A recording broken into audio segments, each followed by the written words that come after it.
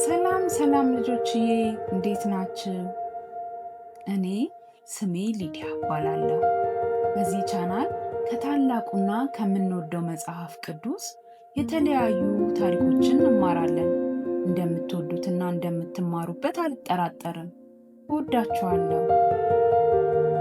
ዛሬ ስለ አንድ መልካምና ታዛዥ ሰው እንማራለን። በጥንት ዘመን ዓለም በሰዎችና በእንስሳት ተሞልታ ነበር። ነገር ግን ሰዎች መልካም መሆን ተዉ። እርስ በእርስ መጣላት፣ መጨካከን፣ መደባደብ፣ መገዳደል ጀመሩ። ይህም እግዚአብሔርን በጣም አሳዘነው። እግዚአብሔርም የፈጠራትን ውብ ምድር ሰዎች አበለሻሿት፣ ጥሩ ባልሆነ ነገርም ሞሏት። እግዚአብሔር በዚህ ተቆጥቶ ሰውን ከምድረ ገጽ ላይ አጠፋለሁ፣ የሰዎች ክፉ ሥራ ሁሉ ያበቃለታል አለ። ነገር ግን ኖህና ቤተሰቦቹ ብቻ እግዚአብሔርን በመታዘዛቸው እግዚአብሔርን አስደሰቱት። አንድ ቀን እግዚአብሔር ምድርን የሚያጠፋ ውሃን እንደሚያመጣ ለኖህ ነገረው። እግዚአብሔር ጎርፍ የላከው ሰዎች በኃጢአታቸው ለመቅጣት ነበር። እግዚአብሔር ኖህን ትልቅ መርከብ እንድትሰራ እፈልጋለሁ፣ ትክክለኛ መጠንና የመርከቡን አሰራር ሁሉ የምነግርህ እኔ ነኝ አለው። ኖህና ልጆቹ መርከቡን ጠንክረው ሰሩ። በእግዚአብሔርም ያምኑ ነበርና በዘመኑ ለነበሩት ሰዎች ስለሚመጣው የጥፋት ውሃ ቢነግሩ አንዳቸውም አልተቀበሏቸውም። ኖህ እግዚአብሔርን ታዘዘ፣ መርከቡንም መገንባቱን ቀጠለ። ይህ መርከብ እጅግ በጣም ትልቅ ነበር። ኖህ ከዚህ በፊት እንደዚህ ያለ መርከብ አይቶ አያውቅም። ነገር ግን ኖህ ለእግዚአብሔር ታዛዥ ነበር። ዛፍ ቆረጠ፣ መዶሻውን አስተካከለ። በየቀኑ ቀንና ሌሊት ሥራ መስራቱን ቀጠለ። ነገር ግን ሰዎች ይስቁበት ነበር። ዝናብ የለ፣ ለምን መርከብ ትሰራለህ ብለው ይስቁበታል። ነገር ግን ኖህ አላቆመም፣ እግዚአብሔርን ታመነ።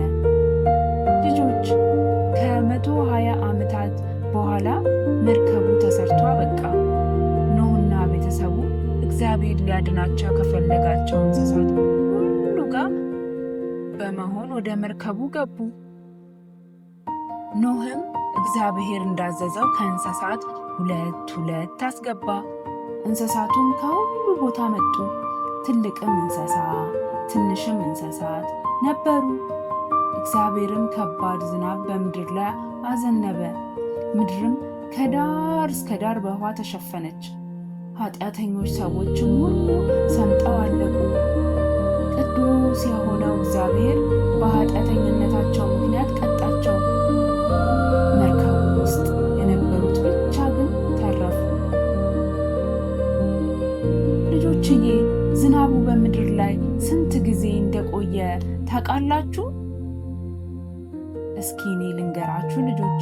ዝናቡ በምድር ላይ የዘነበው ለተከታታይ 40 ቀንና ሌሊት ነበር።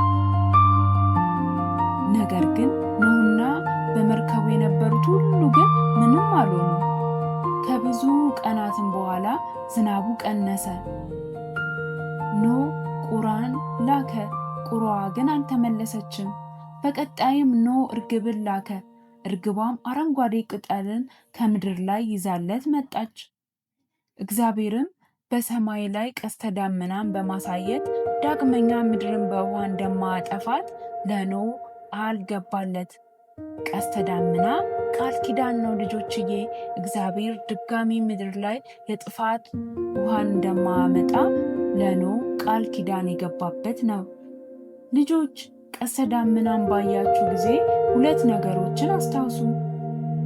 ይኸውም ቅዱስ አምላካችን እግዚአብሔር ኃጢአተኛ የሆኑትን ሰዎች የቀጣቸው መሆኑንና ኖህ እግዚአብሔርን በማመኑ ምክንያት ከቤተሰቡ ጋር ከጥፋት ውሃ መዳኑን አስታውሱ። ልጆችዬ፣ በመጨረሻ በመጨረሻም ኖህና ቤተሰቡ እንስሳቱም ከመርከቡ በሰላም ወጡ፣ በምድርም ላይ ሕይወታቸውን ቀጠሉ።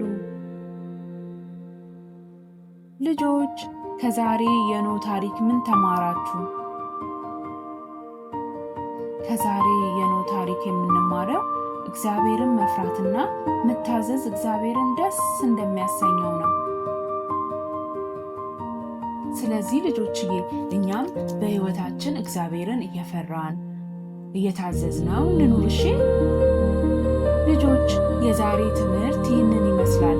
ጥሩ ነገር